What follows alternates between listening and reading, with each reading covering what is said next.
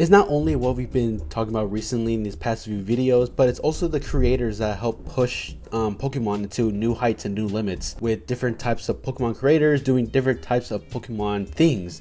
There's obviously the competitive side, there's the Pokemon, I guess, pack side, there's also the gaming side as well. So I just want to first talk about, we'll just go with competitive since that's been my more recent video. Like Wolfe VGC is a Pokemon creator playing like the video game aspect of competitive, and he makes high quality videos about just his thoughts, just about what team composition looks like and how he does through every tournament that he does play in. Like he'll showcase how, to the best of his ability, how these tournaments will go out. And I feel like that's important whenever he does create his content, or even when any other, I guess, people like similar to Wolfe create his content. It shows everything that there is that they can think of, and I think it gives it more an entertaining aspect, considering I feel like a lot of people like watching those types of videos of learning like how people play the game, like kind of what I talked about in my last video, the mental side of things, not even just in the card game but also in the video game like competitive side as well. Both sides of the competitive side are both have their own ups and downs, if you guys get what I'm trying to say right now. And I feel like when it comes to Pokemon creators like himself, I wouldn't say it's easy to make the type of videos he does. He puts in high quality content, and I've watched a lot of Wolfe VGC. It continues to entertain me and it continues to inform me, which is honestly what I feel like what people would see, which can help people either get into it or can just give someone something to watch, whether they're not wanting to compete or whether they're just wanting to watch other people compete. It's a good balance of both. I don't want to speak too much about Wolfe VGC. Other creators like the Cybertron VGC, where he's also like a competitive analyst, and he also does like competitive Pokemon type of stuff as well. Make sure you guys check out all the people that I talk about, as they are helping push Pokemon into new heights and new limits.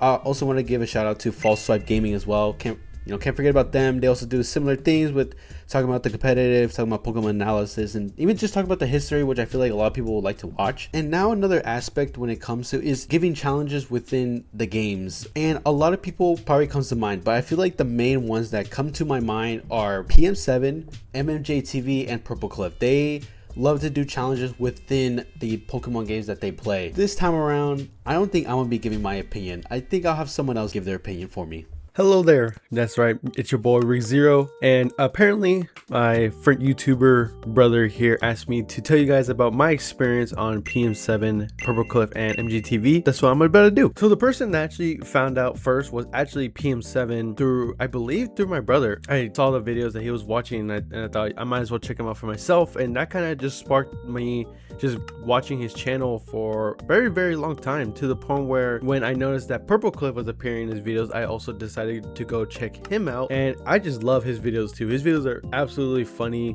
they're very entertaining, and it's just crazy that for someone who calls himself a Poke YouTuber, his knowledge is very short, but I still think it's very entertaining.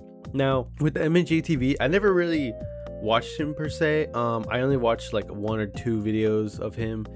Never really, saw him as like a YouTuber I would watch, but I mostly watched PM7 and Purplecliffe. And the reason I watch them is because PM7 is just like so knowledgeable when it comes to Pokemon and Pokemon games, that when he does it in his videos or talks about certain things, it's not that he's just kind of there trying to bore you.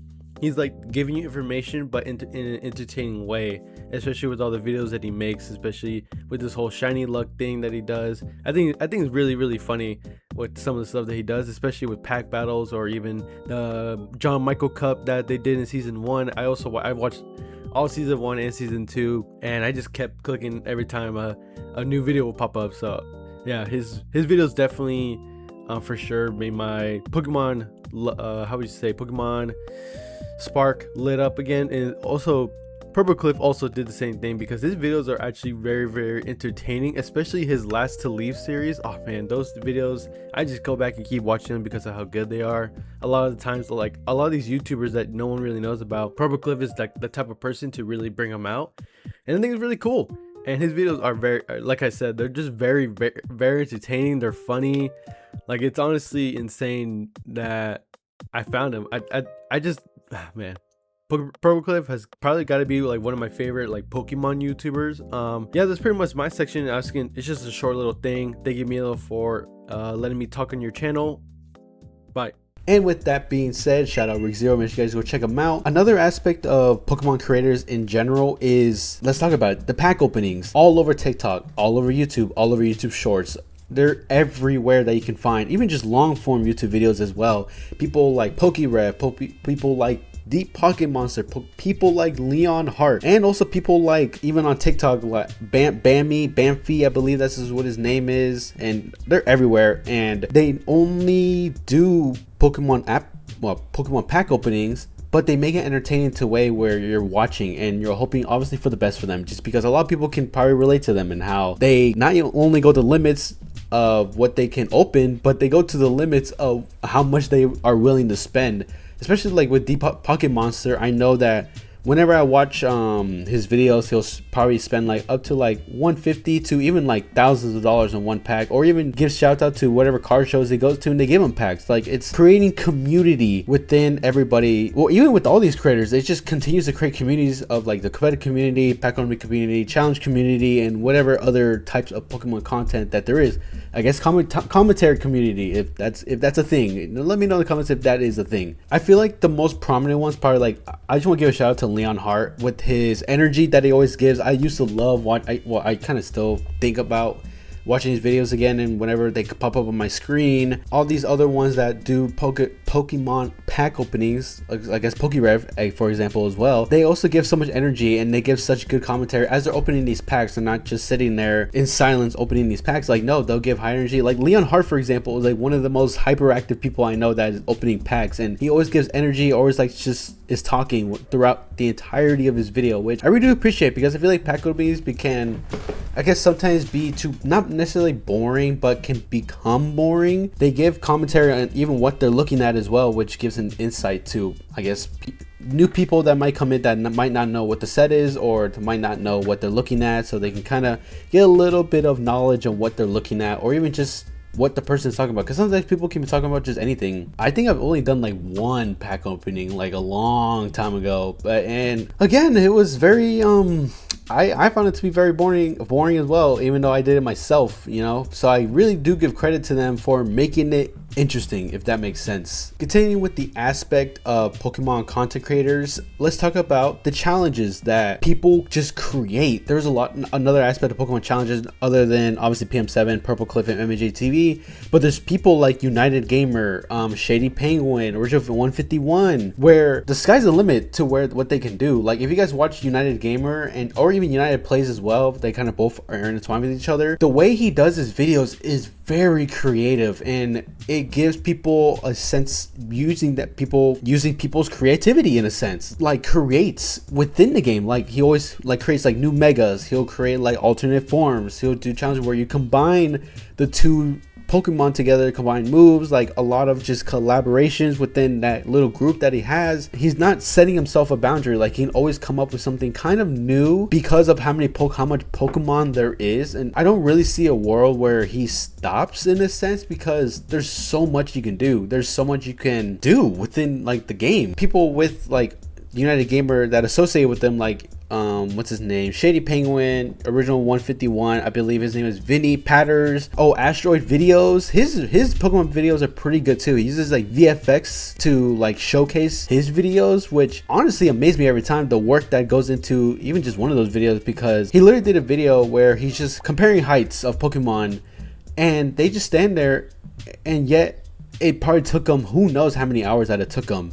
So just giving credit to all these creators really, I feel like, helped push Pokemon into the popularity that it has. I know I've talked about like the games themselves, and I talk about the competitive aspect, and I talk about the card collecting aspect, but the groundwork, it comes down to the creators that showcase these things, that create these things, that not only help, I guess, sell these things in a way, because they're like indirectly promoting. I could be wrong about that assumption, but they're like indirectly promoting like the games that they play, or the things that they do within the communities that they create within themselves. And it's just honestly really freaking amazing. As for me, I've done Pokemon content myself. Obviously I'm doing it right now, but like, I played Pokemon Y version 2, doing Nuzlocke challenge as well. Never really finished it, but maybe that'll come back soon. I can't can't guarantee that. I know there's probably I know there's a lot of creators that I'm missing out. So I just want to kind of give a shout out to people like John Stone. I'm gonna give people a shout out to people like A Drive, Burkeeper Toby, Munchkin Orange, you know, Alpha Rad, Jane Animations. There's just so many out there, and not many of them are more. Well, many of them are more noticeable or memorable than others. So make sure you guys check out these Pokemon channels, even if they're smaller. Still check them out as well. They obviously all love the game, love the idea, love the aspect of Pokemon. So might as well show them why that you love them too. And I feel like it just continues to create that community that we all know and love within the Pokemon scene. But that is where I'm gonna end it right there. Just wanted to give a little quick rant about just Pokemon creators, because I feel like they deserve a lot of credit within themselves, and we wouldn't be where we're at without them. I feel like they do help a lot. They really do. If you guys do enjoy, make sure to let me know your guys' favorite creator down in the comments below. I would love to hear you guys' favorite creators. Maybe we'll check them out. Maybe we'll react to them. And you never know what could come up from it. But without further ado, this has been your boy MiloRx, and I'll see you guys next time.